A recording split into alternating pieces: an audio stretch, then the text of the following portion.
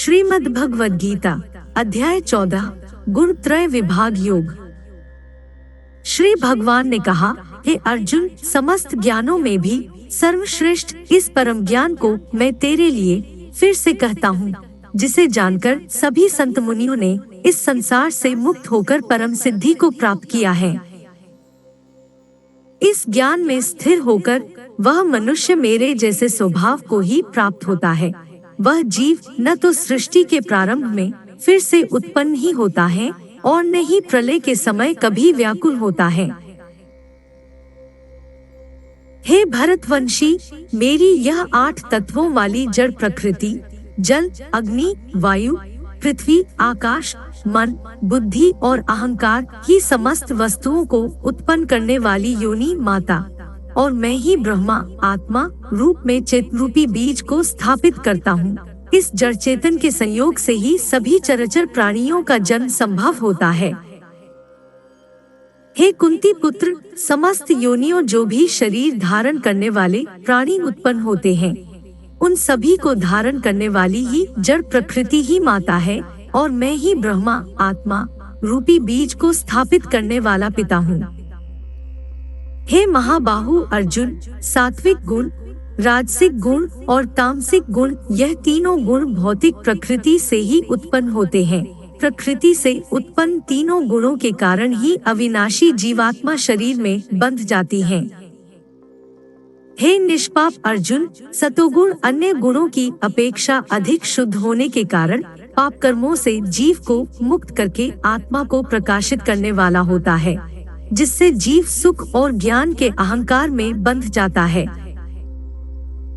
हे कुंती पुत्र, रजोगुण को कामनाओं और लोभ के कारण उत्पन्न हुआ समझ, जिसके कारण शरीरधारी जीव सकाम कर्मों फल की आसक्ति में बंध जाता है। हे भरतवंशी, तमोगुण को शरीर के प्रति मोह के कारण अज्ञान से उत्पन्न हुआ समझ, जिसके कारण जीव प्रमाद पागलपन में व्यर्थ के कार्य करने की प्रवृत्ति, आलस्य आज के कार्य को कल पर टालने की प्रवृत्ति और निद्रा अचेत अवस्था में न करने योग्य कार्य करने की प्रवृत्ति द्वारा बंध जाता है। हे अर्जुन, सतोगुण मनुष्य को सुख में बांधता है, रजोगुण मनुष्य को सकाम कर्म में बांधता है और तमोगुण मनुष्य के ज्ञान को ढक कर प्रमाद में बांधता है। हे भरतवंशी अर्जुन, रजोगुण और तमोगुण के घटने पर सतोगुण बढ़ता है, सतोगुण और रजोगुण के घटने पर तमोगुण बढ़ता है। इसी प्रकार तमोगुण और सतोगुण के घटने पर तमोगुण बढ़ता है।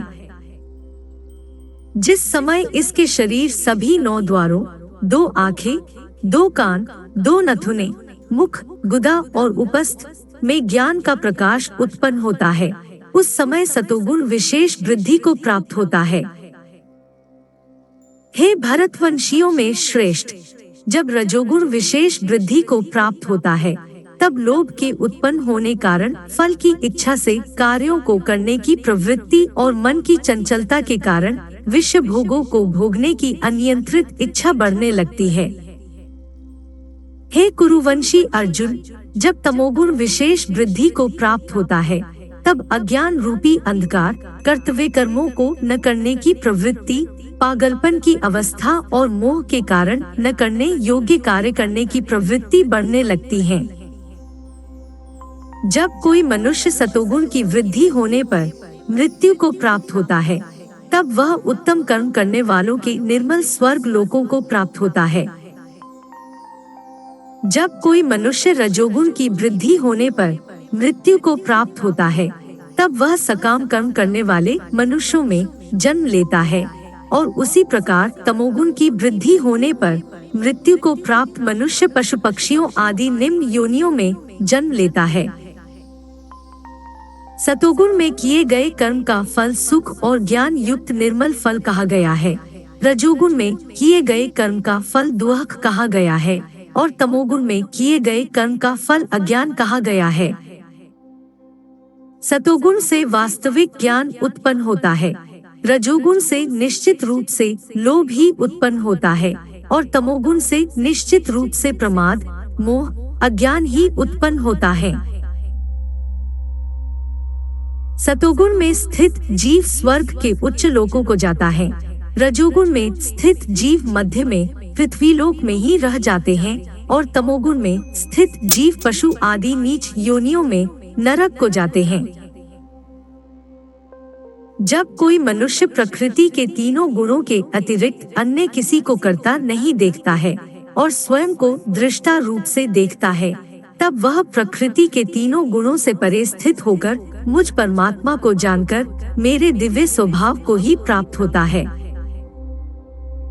जब शरीरधारी जीव प्रकृति के इन तीनों गुणों को पार कर जाता है, तब वह जन्म, मृत्यु, बुढ़ापा तथा सभी प्रकार के कष्टों से मुक्त होकर इसी जीवन में परमानंद स्वरूप अमृत का भोग करता है। अर्जुन ने पूछा, हे प्रभु, प्रकृति के तीनों गुणों को पार किया हुआ मनुष्य किन लक्षणों के द्वारा जाना जाता है और उसका आचरण कैसा होता है तथा वह मनुष्य प्रकृति के तीनों गुणों को किस प्रकार से पार कर पाता है? श्री भगवान ने कहा, जो मनुष्य ईश्वरीय ज्ञान रूपी प्रकाश, सतोगुण तथा कर्म करने में आसक्ति, रजोगुण तथा मोह रूपी अज्ञान, तमोगुण के बढ़ने पर कभी भी उनसे घृणा नहीं करता है तथा समान भाव में स्थित होकर न तो उनमें प्रवृत्त ही होता है और न ही उनसे निवृत्त होने की इच्छा ही करता है। जो उदासीन भाव में स्थित रहकर किसी भी गुण के आने जाने से विचलित नहीं होता है और गुणों को ही कार्य करते हुए जानकर एक ही भाव में स्थिर रहता है। जो सुख और दुख में समान भाव में स्थित रहता है, जो अपने आत्म भाव में स्थित रहता है, जो मिट्टी, पत्थर और स्वर्ण को एक समान समझता है, जिसके लिए न तो कोई प्रिय होता है और न ही कोई अप्रिय होता है, तथा जो निंदा और स्तुति में अपना धीरज नहीं खोता है, जो मान और अपमान को एक समान समझता है, जो मित्र और शत्रु के पक्ष में समान भाव में रहता है तथा जिसमें सभी कर्मों के करते हुए भी कर्तापन का भाव नहीं होता है, से मनुष्य को प्रकृति के गुणों से अतीत कहा जाता है। जो मनुष्य हर परिस्थिति में बिना विचलित हुए अनन्य भाव से मेरी भक्ति में स्थिर रहता है, वह भक्त प्रकृति के तीनों गुणों को अतिशीघ्र पार करके ब्रह्म पद पर स्थित हो जाता है। उस अविनाशी ब्रह्म पद का मैं ही अमृत स्वरूप, शाश्वत स्वरूप, धर्म स्वरूप और परमानंद स्वरूप एकमात्र आश्रय हूँ।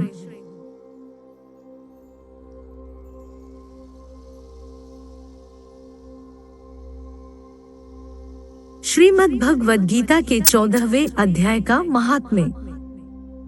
श्री महादेव जी कहते हैं, पार्वती, अब मैं भवबंधन से छुटकारा पाने के साधन भूत 14वें अध्याय का महात्म्य बतलाता हूँ, तुम ध्यान देकर सुनो।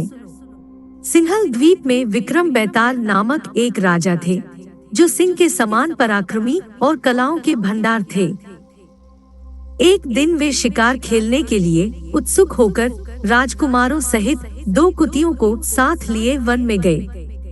वहां पहुंचने पर उन्होंने तीव्र गति से भागते हुए खरगोश के पीछे अपनी कुतिया छोड़ दी। उस समय सब प्राणियों के देखते देखते खरगोश इस प्रकार भागने लगा मानो कहीं उड़ गया है। दौड़ते दौड़ते बहुत थक जाने के कारण वह एक बड़ी खंदक, गहरे गड्ढे में गिर पड़ा। गिरने पर भी कुतिया के हाथ नहीं आया और उस स्थान पर जा पहुंचा जहां का वातावरण बहुत ही शांत था। वहां हरिण निर्भय होकर सब और वृक्षों की छाया में बैठे रहते थे। बंदर भी अपने आप टूट कर गिरे हुए नारियल के फलों और पके हुए आमों से पूर्ण तृप्त रहते थे। वहां सिंह हाथी के बच्चों के साथ खेलते और सांप निडर होकर मोर की पांखों में घुस जाते थे। उस स्थान पर एक आश्रम के भीतर वत्स नामक मुनि रहते थे, जो जितेंद्रिय और शांत भाव से निरंतर गीता के 14वें अध्याय का पाठ किया करते थे। आश्रम के पास ही वत्स मुनि के किसी शिष्य ने अपना पैर धोया था।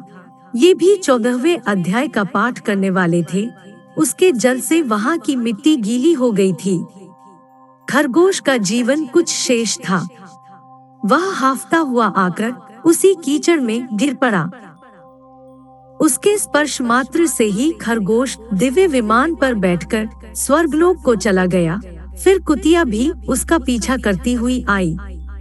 वहां उसके शरीर में भी कीचड़ के कुछ छींटे लग गए। फिर भूख प्यास की पीड़ा से रहित हो कुतिया का रूप त्याग कर उसने दिव्यांगना का रमणीय रूप धारण कर लिया तथा गंधर्वों से सुशोभित दिव्य विमान पर आरूढ़ हो वह भी स्वर्गलोक को चली गई। यह देखकर मुनि के मेधावी शिष्य स्वकंधर हंसने लगे। उन दोनों के पूर्व जन्म के वैर का कारण सोचकर उन्हें बड़ा विस्मय हुआ था। उस समय राजा के नेत्र भी आश्चर्य से चकित हो उठे। उन्होंने बड़ी भक्ति के साथ प्रणाम करके पूछा, विप्रवर, नीच योनि में पड़े हुए दोनों प्राणी कुतिया और खरगोश ज्ञानहीन होते हुए भी जो स्वर्ग में चले गए, इसका क्या कारण है? इसकी कथा सुनाइए। शिष्य ने कहा, भूपाल, इस वन में वत्स नामक ब्राह्मण रहते हैं। वे बड़े जितेंद्रिय महात्मा हैं। गीता के 14वें अध्याय का सदा जप किया करते हैं। मैं उन्हीं का शिष्य हूँ। मैंने भी ब्रह्म विद्या में विशेषज्ञता प्राप्त की है। गुरुजी की ही भांति मैं भी 14वें अध्याय का प्रतिदिन जप करता हूँ। मेरे पैर धोने के जल में लौटने के कारण यह खरगोश कुतिया के साथ स्वर्गलोक को प्राप्त हुआ है। अब मैं अपने हंसने का कारण बताता हूँ। महाराष्ट्र में प्रतिदक नामक महान नगर है। वहाँ केशव नामक एक ब्राह्मण रहता था जो कपटी मनुष्यों में अग्रगण्य था।